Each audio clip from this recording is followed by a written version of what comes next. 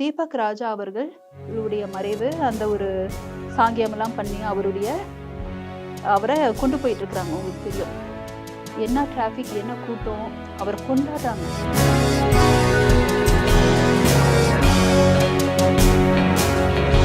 இவங்கெல்லாம் வந்துட்டு குற்றவாளிகள். இவங்க மேல பல வழக்குகள் இருக்கு. இவங்க கையில ஃபர்ஸ்ட் ஆயுதம் கொடுக்கலாமான்றது. இதுக்கு ஒரு முடிவு இப்ப எடுக்கல அப்படின்னா, இப்போ அடுத்து என்ன ஆக போகுது அப்படின்னா, அடுத்த தலைமுறை குழந்தைகள் பிறக்கும் போதே ஜாதி வெறியோட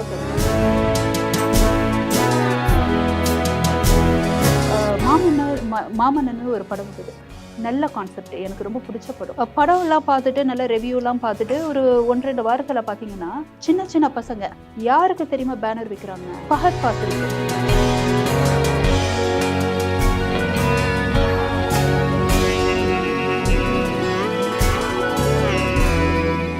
அதே மாதிரி இந்த மாதிரியான சமூக ரீதியாக கொலை செய்து உள்ள போறாங்கன்னா அவங்களுக்கு பெயிலே கிடைக்கும்.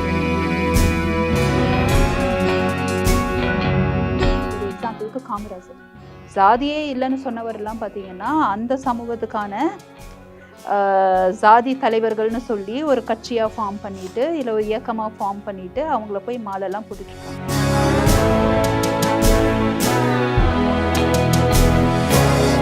போக்குவரத்து துறைக்கும் காவல்துறைக்கும் ஒரு ஸ்ட்ராட்டஜி கண்டுபிடிச்சு ஒரு மொட்டை மாட்டில் நிற்க வச்சு 2 பேர்த்துக்கிட்டையும் கையில் டீ கப்பை கொடுத்துட்டு அப்படியே குடிக்க வச்சுட்டு கைகோத்திங்கல்ல, ஒரு ஸ்ட்ராட்டஜி ஃபாலோ பண்ணிங்கல்ல. இந்த ஸ்ட்ராட்டஜிலாம் பார்க்க எனக்கு ரொம்ப காமெடியாக இருந்தது.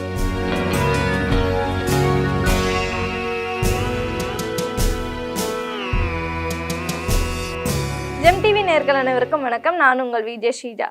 இப்போ ரீசெண்டாக வந்துட்டு தீபக் ராஜா அப்படின்ற இளைஞர் கொல்லப்பட்ட விஷயம் வந்து தமிழ்நாட்டில் பெருசாக பேசப்பட்டுட்டு இருக்கு.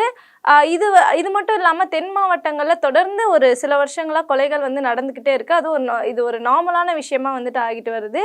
இதை பற்றி அவங்களோட கருத்தை தெரிவிக்கிறதுக்காக இன்னைக்கு நம்ம கூட சமூக சீர்திருத்தவாதி டாக்டர் ஷீபா லூர்தஸ் இருக்காங்க. அவங்க கிட்ட பேசி தெரிஞ்சுக்கலாம் வாங்க. வணக்கம் மேம். வணக்கம். எப்படி இருக்கீங்க? நல்லா இருக்கேன். நீங்க எப்படி இருக்கீங்க? ரொம்ப நல்லா இருக்கேன் மேம். மேம், இப்போ சமீபத்தில் தீபக் ராஜா அப்படின்ற ஒரு இளைஞர் வந்து கொலை செய்யப்பட்டார் அப்படின்ற ஒரு நியூஸ் வந்து தமிழ்நாடே வந்துட்டு ரொம்ப இன்டென்ஸாக பார்க்க வச்சிருச்சு. இப்போ தென் மாவட்டங்கள் அப்படின்னு எடுத்துக்கிட்டிங்கன்னா இந்த அருவாள், கத்தி இதெல்லாம் வந்துட்டு ஒரு கெத்து மாதிரி பார்க்க ஆரம்பிச்சிட்டாங்க. தொடர்ந்து ஒரு 30 வருஷ காலமாக இதெல்லாம் வந்து ஒரு நார்மலான விஷயம். கொலைலாம் எங்களுக்கு வந்துட்டு அருவாள்லாம் அல்வா சாப்பிட்ற மாதிரி அப்படின்ற மாதிரி இருக்குது. இதை பற்றி உங்களோட கருத்து என்ன மேம்?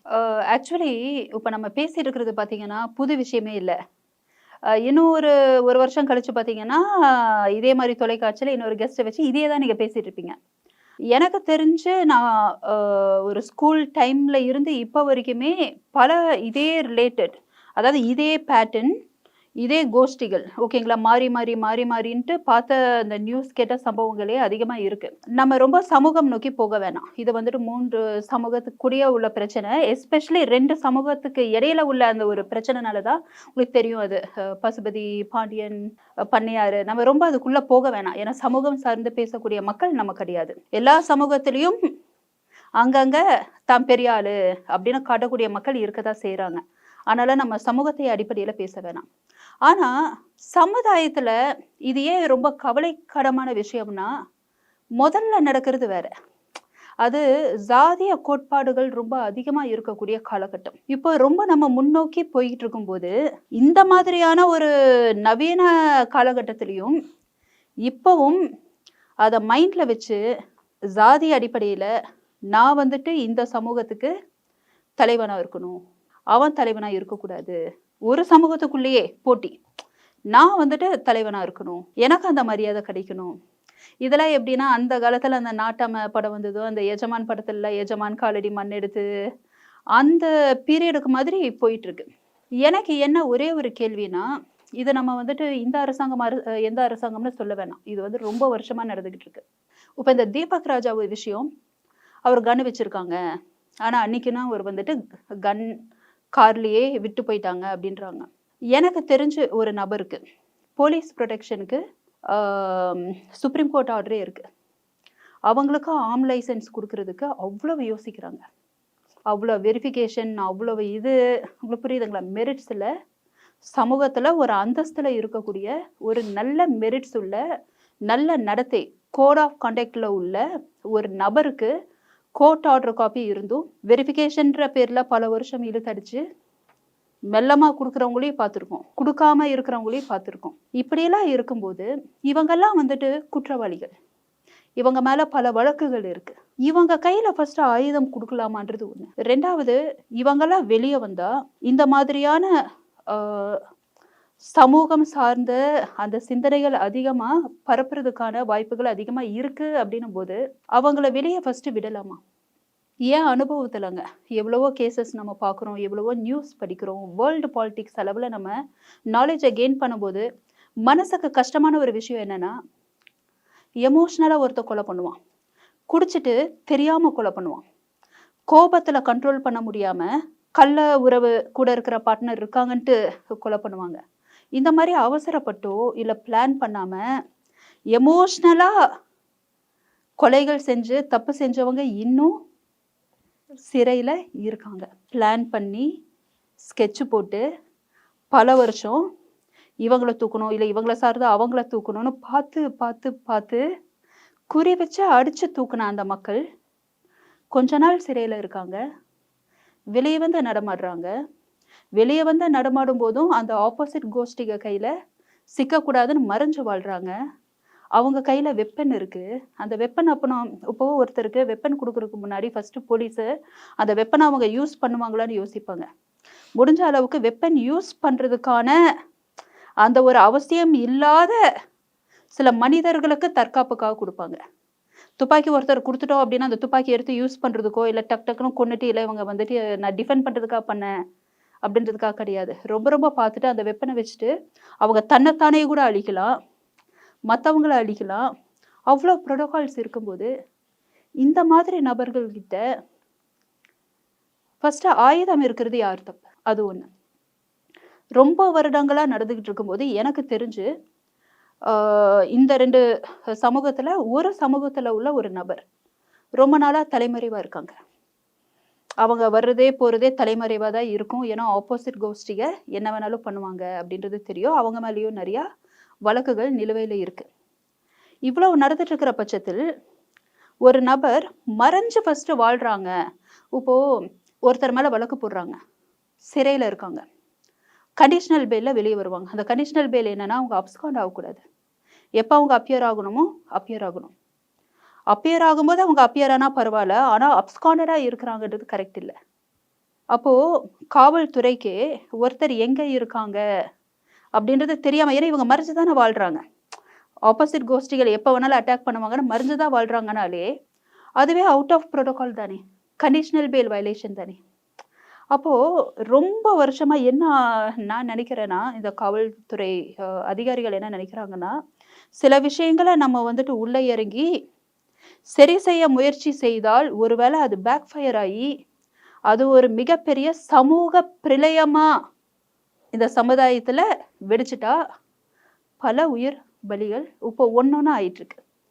கூட்டமாக 2 கோஷ்டிகள் அடிச்சுக்கிட்டாங்கன்னா, அறுவலோட பண்ணிக்கிட்டாங்கன்னா அந்த மாதிரியான ஒரு சிந்தனை கூட இருக்கலாம். ஆனால் இதுக்கு முடிவு என்ன? எல்லாருக்குமே அப்பட்டமாக தெரியும் இந்த கோஷ்டிக்கு யார் தலைவர், யாருக்காக இவ்வளோ பழி வாங்கப்படுறாங்க, இந்த சைடு யார் கொல்லப்பட்டா, எதனால் கொல்லப்பட்டாங்க, எல்லா வரலாறும் எல்லாத்துக்குமே தெரியும். நம்ம புதுசாக இது பேசணும்னு அவசியம் கிடையாது. காவல்துறை அதிகாரிகள் நினச்சா இந்த தரப்பு மக்களை கூப்பிட முடியும். கூப்பிடுறதுக்கு ஃபஸ்ட்டு அவங்களுக்கு வந்துட்டு அவங்க எங்கே இருக்காங்கன்னு தெரியணும். காவல்துறைக்கே ஒரு நபர் எங்கே இருக்காங்கன்னு தெரியலனா அந்த நபர் மூலமாக நாளைக்கு யாருக்கு என்ன வேணாலும் ஆக்கலாம். அதாவது இப்போ இது வரைக்கும் நடந்த கொலைகள் கொஞ்சம் ஆராய்ஞ்சு பார்த்தீங்கன்னா நிறைய நான் எக்ஸ்ப்ளோர் பண்ணிட்டேன். அதாவது ரொம்ப சமூகத்துக்காக போராடுற மக்கள் மட்டுமே கொலை செய்யப்படலை. இவங்க யாரை டார்கெட் பண்ணுறாங்களோ அவங்களுக்கு தூரத்து சொந்தக்காரங்க, அவங்க வக்கீல், என்ஜினியர், நார்மல் லைஃப்பை வாழ்ந்துட்டு இருக்கக்கூடிய இன்னசென்ட்டான நபர்களும் கொல்லப்பட்டிருக்காங்க அப்படின்னா இது வன்மையாக கண்டிக்கக்கூடிய விஷயம். இதுக்கு ஒரு முடிவு இப்போ எடுக்கலை அப்படின்னா இப்போ அடுத்து என்ன ஆக போகுது அப்படின்னா, அடுத்த தலைமுறை குழந்தைகள் பிறக்கும் போதே ஜாதி வெறியோட பிறப்பாங்க. எதனால் தெரியுமா? தீபக் ராஜா அவர்களுடைய மறைவு, அந்த ஒரு சாங்கியமெல்லாம் பண்ணி அவரை கொண்டு போயிட்டு இருக்கிறாங்க. உங்களுக்கு தெரியும், என்ன டிராஃபிக், என்ன கூட்டம், அவர் கொண்டாடுறாங்க கொண்டாடுறாங்க. அந்த அந்த சமுதாய மக்கள் நமக்காக வாழ்ந்தவர், நம்ம சமூகத்துக்காக போராடினவர் அப்படின்னு கொண்டாடுறாங்க. அவ்வளோ கொலை பண்ணவரை நம்ம தலைவரா ஏத்துக்கிறோம்னா, இப்போ மகாத்மா காந்தியை கொன்னவங்கள வந்துட்டு நிறைய பேர் இந்த நிமிஷம் வரைக்கும் சாவர்கரை ஏத்துக்க மாட்டேன்னு சொல்லிக்கிட்டே இருக்கீங்களே. ஆனா அவரும் வந்துட்டு பல வகையில சமுதாயத்துல தலைவர் தாங்க. ஓகேங்களா? ஆனா ஏன் ஏத்துக்க மாட்டிருக்கீங்க? மகாத்மா காந்தின்ற ஒரு தேசிய தலைவரை கொன்னுட்டாரு அப்படின்ட்டு. ஆனா இவங்க சைடு இவங்க கொள்கை வேற, அது வேற விஷயம் போது இவ்வளவு கொள்கைகள் சோஷியல் சர்வீஸ் பண்ணி சாகல. உங்களுக்கு புரியுதுங்களா? ஒரு குடும்பத்தை காப்பாத்தி இல்ல ஒரு குடும்பத்தை நம்ம வந்துட்டு வாழ வைக்கணுன்றதுக்காக சாவடிக்கல. வஞ்சகம் பண்ணி யாரை எப்படி ஒரு பொண்ணை வச்சு ஹனி ட்ராப் பண்ணி நம்ம கொண்டு வரலாமா? மைண்ட் செட் எப்படி இருக்கு? இந்த மாதிரியான ஒரு நபரை இந்த ஒரு பர்டிகுலர் சமூகம் அதுல ஆன அந்த பிளவுகள்ல நடந்த இந்த கேங் வார்ல நடந்த கொலைன்ற ஒரே ஒரு காரணத்துக்காக இவ்வளவு மக்கள் தலையில தூக்கி வச்சுட்டு கொண்டாடிட்டு போயிட்டு இருக்காங்கன்னா, நாளைய சமுதாயம் நினைச்சா எனக்கு இந்த சமுதாயத்துல வாழ்றதுக்கே பயமா இருக்கு. நம்ம குழந்தைகளுடைய நிலைமை என்ன அப்படின்றது எனக்கு ரொம்ப பயமா இருக்கு. இது மாமன்னன் ஒரு படம் வந்தது. நல்ல கான்செப்ட், எனக்கு ரொம்ப பிடிச்ச படம். படம் எல்லாம் பார்த்துட்டு நல்ல ரிவ்யூ எல்லாம் பார்த்துட்டு ஒரு 1-2 வாரத்துல பாத்தீங்கன்னா, சின்ன சின்ன பசங்க யாருக்கு தெரியுமா பேனர் வைக்கிறாங்க? ஃபஹத் ஃபாசிலுக்கு. அதாவது ஆண்ட பரம்பரை, நான் இப்படி அப்படின்ட்டு சமூகத்தை நான் தான் பெரிய சமூகம், என் முன்னாடி நீ வந்துட்டு உட்காரலாமான்னு சொல்ற அந்த ஒரு கேரக்டருக்கு வயசானவங்க இல்ல, மிடில் ஏஜ்டு இல்ல, சின்ன சின்ன பசங்க பெரிய கட் அவுட்டுங்க, பால் அபிஷேகம்லாம் பண்றாங்க. எதை நோக்கி நம்ம சமுதாயம் போயிட்டு இருக்கு தெரியுமா? ஆர்டிஃபிஷியல் இன்டெலிஜென்ஸ் வந்து அப்படியே ரோபோலாம் அப்படியே பயங்கரமா ஹெவியாகி ரோபோனாலலாம் நம்ம கொல்லப்பட போறது கிடையாது. நல்லா புரிஞ்சுக்கோங்க. நம்ம சமுதாயம் இப்படியே போயிட்டு இருந்ததுன்னா நமக்குள்ளேயே அடிச்சுப்போம். நல்ல விஷயங்கள்னா என்னன்ற ஒரு டெஃபினிஷனே போயிருச்சுங்க. அதாவது நல்ல விஷயங்கள்னா யூனிவர்சலா நல்லதுன்னா நல்லதுதான். உங்க பார்வை அந்த ஒரு விஷயத்துல வேற மாதிரி இருக்கலாம், என் பார்வை ஒரு விஷயத்துல வேற மாதிரி இருக்கலாம். ஆனா ஒரு விஷயம் குட்னா அது குட்டு தான், பேடுனா அது பேடு தான். இப்ப குட்டுக்கான டெஃபினிஷன் தலைமுறைக்கு தெரியாது. அவங்களுக்கு எது சந்தோஷப்படுத்துதோ, அவங்களுக்கு எது கெத்தா காட்டுதோ அதுதான் நல்லது. அந்த மாதிரியான ஒரு சம்பவம் தான் இப்ப தீபக் ராஜாவுடைய சம்பவம். ஆனா நம்ம புதுசா பெருசா பேசுறதுக்கு என்ன, நம்ம மிஞ்சி போனா நம்ம ஆதங்கத்தை கொட்டிக்கலாம். இது மாறணும்னா காவல்துறை இறங்கணும். மறைஞ்சு இருக்கிறாங்கல்ல, இப்ப கூட மறைஞ்சு இருக்கிறாங்க இன்னொரு சமூக இவங்க, அவங்க உயிரை காப்பாத்திக்கணும் அப்படின்ட்டு அவங்க மேல கேஸ் நிலுவையெல்லாம் இருக்கு. கூப்பிடணும், பேசணும். அவங்க கையில வெப்பன்ஸ் இருக்கு. இப்ப இவங்க கையில வெப்பன்ஸ் கொடுத்து இவங்க உயிருக்காக எல்லாம் கொடுக்குறீங்க.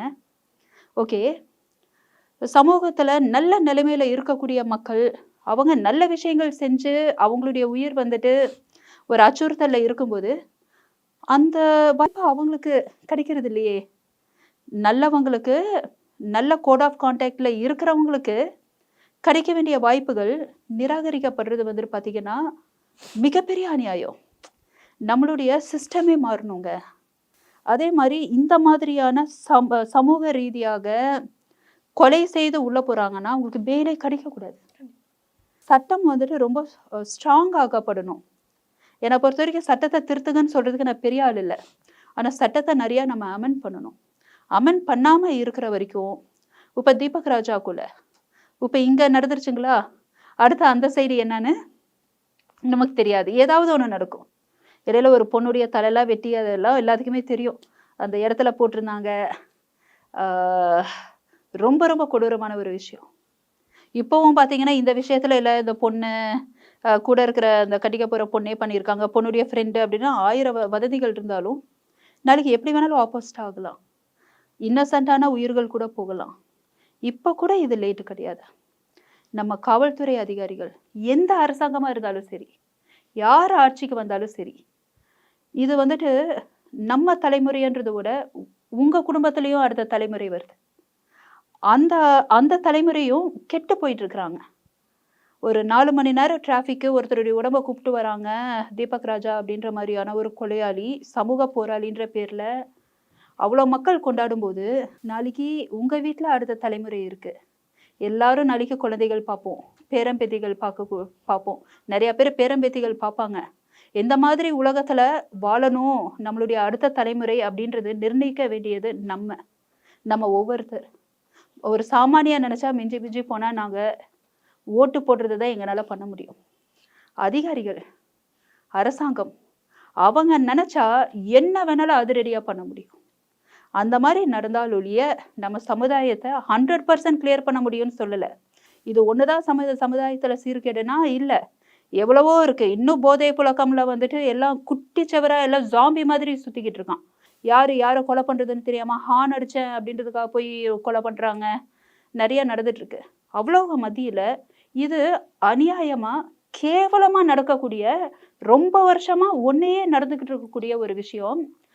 இதுக்கு மேலேயும் நம்ம காவல்துறை பார்த்துக்கிட்டு இருந்ததுன்னா காவல்துறை மேல உள்ள நம்பிக்கை மக்களுக்கு நிச்சயமா போயிடும். கண்டிப்பா மேம். நீங்க காவல்துறை பத்தி சொன்னதுனால நான் இந்த கேள்வி கேட்குறேன். இப்போ தொடர்ச்சியா வந்துட்டு இந்த சோஷியல் மீடியாஸ்லலாம் வந்துட்டு நிறைய பேர் யூடியூபர்ஸ் அப்படின்றவங்க வந்துட்டு நிறைய ப்ளூம் ஆயிட்டு இருக்காங்க. அப்படி இருக்கும்போது நம்ம சமுதாயத்துல நிறைய பிரச்சனைகள் நடக்குது. கொலை, கொள்ளை, கற்பழிப்பு அப்படின்னு சொல்லிட்டு பல பிரச்சனைகள் நடக்குது.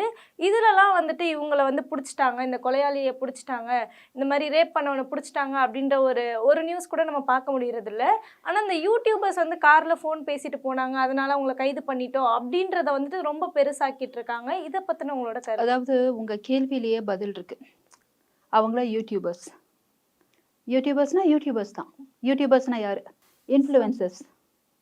அவங்களுக்கு நிறைய ஃபாலோவர்ஸ் ஃபார்ம் ஆயிட்டாங்கன்னா அவங்க என்ன சொன்னாலும் அதை ஃபாலோ பண்றதுக்கு மக்கள் இருக்காங்க, அவ்வளவுதான். நான் வந்துட்டு பைக் வீலிங் பண்றேன் அப்படின்னு காமிச்சா அதை ஃபாலோ பண்ணிட்டு சிலர் ஜாம்பி மாதிரி சுத்திக்கிட்டு இருப்பாங்க. They are just YouTubers. அரசாங்கம் இவங்கள மட்டும் இல்லை, இவங்கள மாதிரி நிறைய பேத்த இந்த மாதிரி விஷயங்களை கைது பண்ணிக்கிட்டு தான் இருக்கு. எனக்கு தெரிஞ்ச பல கேசஸ் தெரியும். அதை நீங்களும் நானும் மற்றவங்களை ஏன் பேசுறோம்னா இவங்களா பாப்புலர், அவ்வளவுதானே தவிர்த்து இது ஒரு பெரிய விஷயமா நம்ம எடுத்துக்கிறது இல்லை. ஒரு யூடியூபரா அவங்களுடைய வேலை என்னன்னா பணம் சம்பாதிக்கிறது. கரெக்டா? யூடியூபர்ஸ்ன்னு இல்லைன்னா நீங்க அவங்கள யூடியூபர்னு சொல்ல மாட்டீங்க, சோஷியல் ஆக்டிவிஸ்ட், சோஷியல் ரிஃபார்மர். நீங்க சொல்லும்போதே என்ன யூடியூபர், அவங்களுக்கு வேண்டியது வியூஸ், சப்ஸ்கிரைபர்ஸ். ஏதாவது ஸ்டண்ட் காட்டணுமா, இல்லை ஏதாவது ரிவ்யூ கொடுக்கணுமா, எது பேசினா மக்களை கவருவாங்க, அவ்வளோதான். அரசாங்கத்தை பொறுத்த வரைக்கும் யூடியூபர்ஸை கார்னர் பண்ணுறாங்கன்னு நம்ம ஏன் பெருசாக அதை சொல்ல வேணான்னா அது மட்டுமே பிரச்சனை இல்லை. அதுதான் மேம் நானும் கேட்குறேன். அது மட்டுமே பிரச்சனை இல்லை, பல பிரச்சனைகள் இருக்கும்போது இதை ஏன் பெருசாக காட்டுறீங்க மக்களுக்கு? இல்லை, அவங்க காட்டலை. நல்லா புரிஞ்சுக்கணும், காவல்துறை காட்டலை. அந்த யூடியூபர்ஸ் எல்லாம் பாப்புலர் இன்ஃப்ளூயன்சர்ஸ்ன்றது காரணத்தினால அதை பெரிய விஷயமா காமிக்கிறது மீடியா. காவல்துறை வந்துட்டு அப்படியே நின்று அப்படியே ப்ரெஸ் மீட்லாம் கொடுத்து பாருங்க, அந்த யூடியூபர் நான் வந்துட்டு டிடிவியை பிடிச்சிட்டேன், இல்லை இர்ஃபானுக்கு நாங்கள் அப்படியே நோட்டீஸ் கொடுத்து இதெல்லாம் பண்ணிட்டோம் அப்படின்னா அவங்க வந்து பெரிய விஷயமா கொடுக்கறது இல்லை. அவங்க கொடுக்குற ப்ரெஸ் மீட்ல எதை கொடுக்குறாங்க? இந்த இடத்துல நாங்கள் இவ்வளவு கிலோ கஞ்சா பிடிச்சோம், அங்கே உள்ள அந்த கொலையாளியை நாங்கள் பிடிச்சிருக்கோம், அதுதானே கொடுக்குறாங்க. இதை பெருசாக்குறது மீடியா பெருசா இதை காட்டுறதுனால மக்கள் இதை அதிகமா பேச ஆரம்பிக்கிறதுனால அதை நம்ம அரசாங்கத்து மேலேயோ காவல்துறை அதிகாரிகள் தலையில நம்ம டம்ப் பண்ண முடியாது. இந்த மாதிரி நிறைய பேர்த்த அவங்க அரெஸ்ட் பண்ணிட்டு தான் இருக்காங்க மேடம். இவங்களை பத்தி ஏன் நம்ம பேசுறோம்னா அவங்களதான் உங்களுக்கு தெரியும், அவங்களதான் நமக்கு தெரியும், ஏன்னா அவங்க இன்ஃப்ளூயன்சஸ். அதனால இது ஒன்றும் பெரிய விஷயமா இல்லை. காவல்துறை எங்கெங்க பண்றாங்களோ பண்ணிட்டு இருக்காங்க. ஆனா நம்ம போற டைரக்ஷனுக்கு இது பத்தாது. ஆக்ஷன் ரொம்ப ஸ்ட்ராங்கா அக்ரெசிவா இருந்தாகணும். Okay ma'am. அதுதான் நான் என்ன கேட்க வந்தேன் அப்படின்னா, இப்போ இந்த யூடியூபர்ஸ்ன்னு சொல்லலை, ஒரு சாதாரண மனுஷங்க கிட்ட வந்து வேகமாக நீங்கள் இன்னைக்கு தப்பு பண்ணுறீங்க, ஈவினிங்கே வந்து பிடிச்சிடுறீங்க, அந்த அளவுக்கு ஸ்பீடாக இருக்கும்போது நீங்கள் சொன்னீங்க இல்லையா, இந்த தீபக் ராஜா இந்த சமூக பிரச்சனை அவங்கள கூப்பிட்டு பேசலாம், அதெல்லாம் ஏன் ஃபாஸ்ட்டாக பண்ண மாட்டீங்க? அது உண்மைதான். இது இருக்குல்ல, அந்த ரைட்ஸ் இருக்கு. இல்ல அது உண்மைதான், அது உண்மைதான். ஆக்சுவலி அது எல்லாருக்குமே அந்த ஒரு கேள்வி இருக்கு. ஆனா ப்ராக்டிக்கலி எப்படின்னா நான் இந்த பார்வையில நான் யோசிக்கிறது, நார்மலான ஒரு ஆளை நீங்க பிடிச்சி டக்குன்னு தூக்கி உள்ள போடுறது வேற. ஒரு பர்டிகுலர் சமூகத்துக்கு இவர் தலைவர், அதுலயும் அந்த ஒரு தென் மாவட்டத்துல அந்த ஒரு இடங்கள்ல ஏரியால இவர் ஒரு பிரபலமான ஒரு சமூக போராளின்ற ஒரு நபரை கை வச்சு தூக்கும்போது நல்லா பார்த்துக்கோங்க, ரெண்டுக்கும் டிஃபரன்ஸ் இருக்கு. இது வேற மாதிரியான பின்விளைவுகளை கொண்டு வரும். சட்ட ஒழுங்கை கூட பாதிக்கிறதுக்கு வாய்ப்பு இருக்கு. அதுக்கான கரெக்டான நேரம் பார்த்து அவங்க பிளான் பண்ணலாம். ஆனா இன்னும் எவ்வளவு நேரம் இன்னும் எவ்வளவு நேரம் நம்ம அந்த சைடும் நம்ம யோசிச்சு தான் நம்ம வந்துட்டு அவங்கள ப்ளேம் பண்ணணும். அந்த சைடு யோசிச்சாலும் இவ்வளவு வருஷமா அப்படின்ற கேள்வி இன்னும் இருக்கதான் செய்யுது. இதை காவல்துறை இப்ப நினைச்சா, இப்ப நீங்க சொல்ற மாதிரி இவ்வளவு தூரம் மற்ற விஷயங்க பண்றீங்க, இதுக்கு ஒரு ஸ்ட்ராட்டஜி கண்டுபிடிங்க. ஒண்ணுல ஒரு சிங்கிள் ஸ்ட்ராட்டஜி கண்டுபிடிச்சிங்கல்ல, போக்குவரத்து துறைக்கும் காவல்துறைக்கும் ஒரு ஸ்ட்ராட்டஜி கண்டுபிடிச்சு ஒரு மொட்டை மாடல நிக்க வச்சு 2 பேத்துக்கிட்டையும் கையில டீ கப்பை கொடுத்துட்டு அப்படியே குடிக்க வச்சுட்டு கைகோத்தீங்கல்ல, ஒரு ஸ்ட்ராட்டஜி ஃபாலோ பண்ணீங்கல்ல, புரியுதா? அதை கூட வேற மாதிரி அரசாங்கம் நினைச்சா ஹேண்டில் பண்ணியிருந்திருக்கலாம். இந்த ஸ்ட்ராட்டஜி எல்லாம் பார்க்க எனக்கு ரொம்ப காமெடியா இருந்தது. அது அது ஆக்சுவல் ஸ்ட்ராட்டஜி கிடையாது. அந்த போக்குவரத்து துறை அந்த கண்டக்டர் மேல ஆக்ஷன் எடுத்திருக்கணும். அவங்களுக்கு வந்துட்டு கவர்மெண்ட் ஆர்டரே தெரியல. ஒருத்தர் யூனிஃபார்ம்ல இருக்காங்க, அவங்க கிட்ட போய் கேட்க முடியாது. அவங்க ஜாபை முடிச்சுட்டு வந்துட்டு இருக்காங்க அப்படின்ட்டு. அப்போ இந்த ஒரு லாவே தெரியாம அந்த கண்டக்டர் நடந்துகிட்டதே அவங்களுக்கு வந்துட்டு ஒரு ஃபார்மல் மெமோ அமைச்சிருக்கணும். ஒண்ணு. ரெண்டாவது, அந்த காவல்துறை அவங்க பேசுறத வீடியோ எடுத்தது யாரு? இந்த கண்டக்டர் சைடு. வீடியோவை எடுத்து அதை போஸ்ட் பண்ணி அவரை கம்ப்ளீட்டா டிஃபேம் பண்ணது தப்பு. கரெக்டுங்களா? இதுக்கெல்லாம் வேகமா இவங்க ஆக்ஷன் எடுத்துட்டு ஒரு ப்ரெஸ் மீட் வந்துட்டு கொடுத்துருந்துருக்கணும். இந்த மாதிரி நடந்திருக்க கூடாது, வன்மையா கண்டிக்கிறோம் அப்படின்ட்டு. தப்பு நடந்தா தப்பு தாங்க, தப்புக்கான பனிஷ்மெண்ட் கொடுக்கணுங்க. அங்க வந்துட்டு இல்ல நம்ம இப்படி சுமூகமா போய்க்கலாம், அப்படி சுமூகமா போய்க்கலாம்னு யோசிக்கிறதுனால தான் இந்த பிரச்சனை.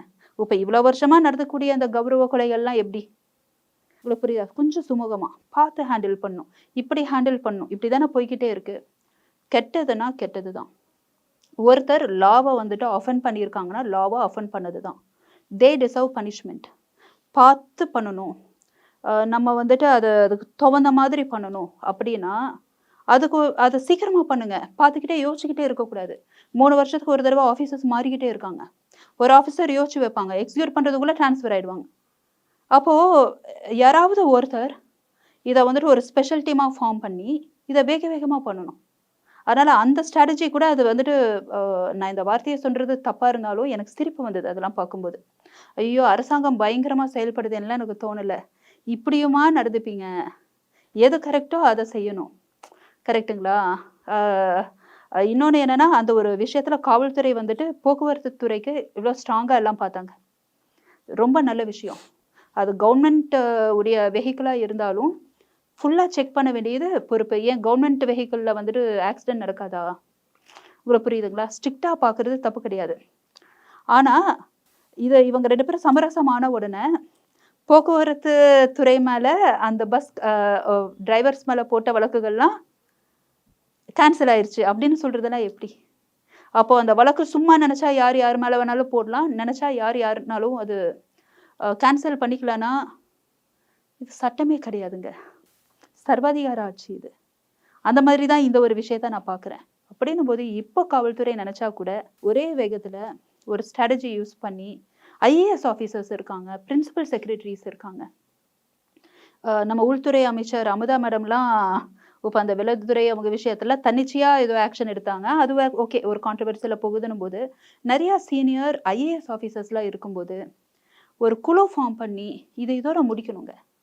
இல்லை இது ரிலேட்டடாக யாரெல்லாம் அடுத்து வந்துட்டு இன்னொருத்தர் அட்டாக் பண்ணுறதுக்கு தோணுன்றது இந்நேரம் எல்லாத்துக்குமே தெரிஞ்சிருக்கும். காவல்துறைக்கெல்லாம் அதிகமாக தெரிஞ்சிருக்கும். அவங்க எல்லாருமே செக்யூர் செய்யப்படணும். காவல்துறை அவங்க மேலே வழக்கு பதிவு செஞ்சு உள்ள தூக்கி போட்டுருங்க. உள்ளே இருந்தாலும் ஒரே பிரச்சனை தாங்க. சிறையிலையும் பார்த்தீங்கன்னா அந்தந்த சமூகம் இதெல்லாம் அது விசாரிக்கிறது இல்லை, அவங்களுக்குள்ளேயே அடிச்சுப்பாங்க, ஏதாவது ஆயிக்கும்.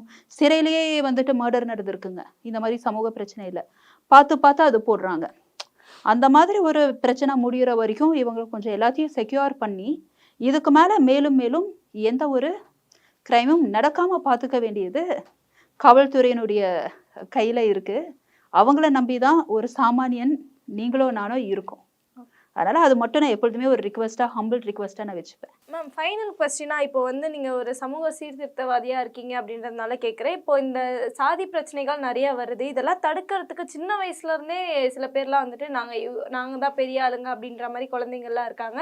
இதெல்லாம் மாத்தணும்னா என்ன பண்ணணும்? அது இல்லாம ஒரு தலைவர் வந்து ஜாதியே வேணான்றாருன்னா அவரே ஜாதி தலைவர் ஆக்குற மக்கள் தான் நம்ம.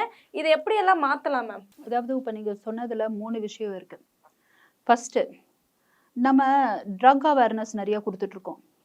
குட் டச் பேட் டச் மாதிரி இந்த பாலியல் சார்ந்த குற்றங்களை குறைக்கிறதுக்காக நிறைய அவேர்னஸ் கொடுத்துட்டு இருக்கோம். போதை பழக்கங்கள் அதுக்கு அவேர்னஸ் கொடுத்துட்டு இருக்கோம். சமூகம் சார்ந்து இந்த மாதிரியான குற்றங்களை நடக்கிறதுக்கான விழிப்புணர்வு அதிகமா குழந்தைகள் மத்தியில நம்ம யாருமே பேசுறது கிடையாது. காரணம் என்னன்னா, குழந்தைகள் மனசுல இதெல்லாம் இல்லாத ஒன்றை நம்மளே திணிச்சிடுவோமோன்ற ஒரு பயத்துல. ஆனா அது போக போக என்ன ஆகுது, அந்த குழந்தைகள் அவங்களா கத்துக்கிறாங்க. ஒரு காலேஜ் டைம் போகும்போது அவங்களா, ஓ இது நம்ம சமூகம் இப்படியா அப்படியான்னு காலரை தூக்கி வச்சு போட்டுட்டு நான் ஆண்ட பரம்பரைடான்னு சொல்லிட்டு சுத்திட்டு இருக்கக்கூடியதெல்லாம் நடந்துட்டு இருக்கு. இப்போ ஒரு கட்டத்துல நம்ம என்ன மாதிரி சூழ்நிலையில இருக்கோம்னா, ஸ்கூல் லைஃப்ல இருந்தே இந்த மாதிரியான சமூகம் சார்ந்து எல்லாருக்கும் அவங்கவுங்க சமூகம் முக்கியம் தாங்க. சமூகம் இல்லாம அது நம்மளுடைய அடையாளம். ஓகேங்களா? அதுக்குன்ட்டு உங்க சமூகத்தையே நீங்க சொல்லாதீங்க, ஜாதியை பத்தி பேசாதீங்கன்ட்டு இல்ல. அவங்கவங்க என்ன அப்படின்றத தெரிஞ்சு வச்சுக்கிறது தப்பு இல்ல. நான் தான் அப்படின்றது வந்துட்டு அது ஒரு தவறான ஒரு யோசனை. அந்த யோசனையிலிருந்து இளைஞர்களை வெளியே கொண்டு வர்றதுக்கான நிறைய விழிப்புணர்வுகள் கொண்டு வரணும். அது ஒண்ணு. இன்னொன்னு, நீங்க இப்ப கேட்ட கேள்வியை நான் பல பேத்துக்கிட்ட கேட்டேன். பல தலைவர்கள், ஒரு எக்ஸாம்பிளுக்கு காமராஜர், ஜாதியே இல்லைன்னு சொன்னவரெல்லாம் பார்த்தீங்கன்னா அந்த சமூகத்துக்கான ஜாதி தலைவர்கள்னு சொல்லி ஒரு கட்சியா ஃபார்ம் பண்ணிட்டு இல்லை ஒரு இயக்கமா ஃபார்ம் பண்ணிட்டு அவங்கள போய் மாலைலாம் போட்டுட்டு இருக்காங்க. இதெல்லாம் நியாயமானு கேட்டேன். அவங்க பதிலுக்கு என்கிட்ட ஒரு கேள்வி கேட்டாங்க. செருப்பால அடிக்காத குறை என்ன தெரியுங்களா? அதுக்கு எனக்கு பதில் இந்த நிமிஷம் வரைக்கும் இல்லை. சரி, அப்போ அவர் வந்துட்டு ஜாதி இல்லைன்னு சொன்னாரு, உண்மைதான். அவரும் தேசிய தலைவர், கரெக்டுங்களா? தேசிய தலைவரை நம்ம அரசாங்கம் எப்படி கொண்டாடணும்? நிறைய இடங்கள்ல அவங்களுக்குன்னு ஒரு மணிமண்டபம் ஓப்பன் பண்ணணும். இப்போ பீச்சிலேயே பார்த்தீங்கன்னா நிறைய சில தலைவர்களுடைய அந்த ஒரு சமாதி இருப்பிடம் எப்படி மெயின்டைன் பண்றாங்க, இந்த மாதிரியான ஒரு தலைவர்களுடைய இதை எப்படி மெயின்டைன் பண்றாங்க? ஒன்றும் இல்லை, திருவள்ளுவருடைய பிறந்தநாள் அன்னைக்கு அவருடைய சிலைக்கு போய் மாலை போடணும்னு போகும்போது மெயின்டெனன்ஸ்னு பூட்டி வச்சிருக்காங்க. அப்போ அவங்க கேட்கறது என்னன்னா, அப்போ அவரு தேசிய தலைவர் தானே, எல்லாருக்கும் தலைவர் தானே, எங்க சமூகத்துக்கு மட்டும் தலைவர் இல்லைல்ல? அப்போ மற்ற தலைவர்களை, ஓகே, மற்ற அரசியல்வாதிகளை இந்த பீச்சில் நல்லா அதை மெயின்டைன் பண்ணி அதுக்குன்ட்டு ஒரு முக்கியத்துவம் கொடுக்கும்போது, எங்க இவரும் தேசிய தலைவர் தானே, இவருக்கு முக்கியத்துவம் கொடுக்காத போது ஏன் மற்றவங்க யாரும் கேட்க மாட்டீங்கன்னு கேட்குறாங்க. யாராவது கேட்குறாங்களா? வேற வழி இல்லாம அப்ப அவங்க என்ன பண்றாங்க, நான் இவங்களுடைய சமூகம், யாராவது ஒருத்தர் கேட்டுதானே ஆகணும். யாரு கேட்பா? நாங்க கேட்குறோம், வேற வழி இல்லாம நாங்க கேட்குறோம், நாங்க போய் மாலை போடுறோம், நாங்க மாலை போடலன்னா யார் மாலை போடுறான்னு கேட்குறாங்க. கரெக்டு தானே? எவ்வளவு பேர் மாலை போடுறாங்க, எவ்வளவு பேர் அதை மெயின்டைன் பண்றாங்க? அதுலயும் ஒருத்தர் வந்துட்டு சொல்றாரு, நான் சொல்ல விரும்பல, அந்த சமுதாயத்திலேயே உள்ள ஒரு தலைவர், நீங்க அந்த காமராஜருடைய அந்த சமாதி எப்படி மெயின்டைன் பண்ணியிருக்கோ, அந்த கண்ணாடி அந்த பளிங்கை எல்லாம் போட்டு இருக்கோ, அதுக்கும் மற்ற நம்ம அம்மா இருக்காங்க, நிறைய இருக்கு, எல்லாமே அது பழசு புதுசுன்ற ஒரு டிஃபரன்ஸ் இருக்குல்ல மேம். அதனால தான் நம்ம மெயின்டைன் பண்ணணும். மெயின்டெனன்ஸ் ஒர்க் போயிட்டு இருக்குன்னு போயிட்டு இருக்குன்னா இதுக்கு மட்டுமே போயிட்டு இருக்குமா? திருவள்ளுவர் சிலைக்கு ஓகே, அது எப்படி மெயின்டெனன்ஸ் ஒர்க்? திருவள்ளுவருடைய பிறந்தநாள் அன்னைக்கு மெயின்டெனன்ஸ்ல இருக்குமா? அப்போ அன்னைக்கு தான் உங்களுக்கு மெயின்டைன் பண்ணணும்னு தோணுதா? ஏங்க, இப்போ ஒருத்தருக்கு பிறந்த நாள்னா அன்னைக்கு தாங்க கொண்டாடுவீங்க. கொண்டாடணும்னு போகும்போது இதை க்ளோஸ் பண்ணிட்டு நான் மெயின்டைன் பண்ணிட்டு இருக்கேன்னா அதில் என்ன மெயின்டெனன்ஸ்? இதுதான் இப்போ முக்கியத்துவமா? பழசு புதுசுன்னு இல்லைங்க, நம்ம தானே மெயின்டைன் பண்ணணும். விவேகானந்தர் சிலை எவ்வளோ வருஷம் ஓல்டுங்க, இப்போவும் புதுப்பிச்சு இல்லைங்களா? நம்ம கொடுக்கறது தானே. அதுதான் அவங்க என்ன கேட்குறாங்க, சரிங்க நாங்கள் ஏதோ அவங்க ஜாதி இல்லைன்னு சொல்லிட்டாங்க, பட் அந்த சமூகம் சார்ந்து நாங்கள்லாம் பண்ணுறோம், இப்போ நாங்கள் இல்லைன்னா இந்த தலைவருக்கு என்ன முக்கியத்துவம்னு கேட்குறாங்க. இந்த தலைவருக்கான முக்கியத்துவத்தை யார் அந்த உரிமையை வாங்குறதுன்னு கேட்குறாங்க. கரெக்டு தானே? அதுக்கு எனக்கு பதிலே இல்லை, அப்படியே வாயை மூடிட்டு நான் வந்துட்டேன். அப்போ நான் ஒன்னே ஒன்று தான் நான் அப்போ யோசித்தேன், எந்த சமூகமோ இல்லை எந்த தலைவரோ, தேசிய தலைவர்னா தேசிய தலைவர், நம்ம எல்லாருமே உரிமை கொண்டாடணும். இப்போ வஉசியை வந்துட்டு ஆராஜா ஒரு விதத்தில் தப்பாக பேசிட்டாருன்னு சொல்லிட்டு அவங்களுடைய சமூகம், இவங்க பிள்ளைமார்கள் நினைக்கிறேன், அவங்களுடைய சமூகம், நாங்கள் வந்துட்டு பெரிய ஆர்ப்பாட்டம் பண்ணுவோம், திருநெல்வேலியில் கலவர வெடிக்கும் அது இது அப்படின்னும் போது எங்களை மாதிரி சமூக ஆர்வலர்கள் என்ன சொல்கிறோன்னா, அவங்க உங்களுக்கு மட்டும் தலைவர் இல்லை, எங்கள் எல்லாருக்கும் தலைவர், நாங்கள் எல்லாருமே இந்த கருத்துக்கு நாங்கள் வந்துட்டு குரல் கொடுப்போம் அப்படின்னு சேர்ந்து நாங்கள் போய் நிற்கிறோம். அப்படி நம்ம எல்லாரும் நின்றுணும். சில தலைவர்கள் அப்படியே நம்ம லூஸில் விட்டுடுறோம். அவங்கெல்லாம் மிகப்பெரிய சாதனைகள். இப்போ அவங்கெல்லாம் இல்லைன்னா நம்மலாம் இல்லை, இப்போ இருக்கக்கூடிய கட்டமைப்பு இல்லை. அந்த தலைவர்களை நம்ம ஒவ்வொருத்தர் கைவிட்டுறோன்றது தான் உண்மை. அட்லீஸ்ட் அந்த தலைவரை சார்ந்த சமூகம் அவங்கள கைவிடாமல் இருக்காங்கன்றத நம்ம அட்லீஸ்ட் அதை ஒரு நன்றியாக தான் சொல்லணும். இதை நம்மளை திருத்திக்க வேண்டிய ஒரு விஷயம். அப்படிதான் நான் பார்க்குறேன். ஓகே மேம், ஒரு சமூக சீர்திருத்தவாதியா நிறைய விஷயங்கள் வந்து ரொம்ப தெளிவா வந்து பேசுனீங்க. ரொம்ப நன்றி மேம். நன்றி.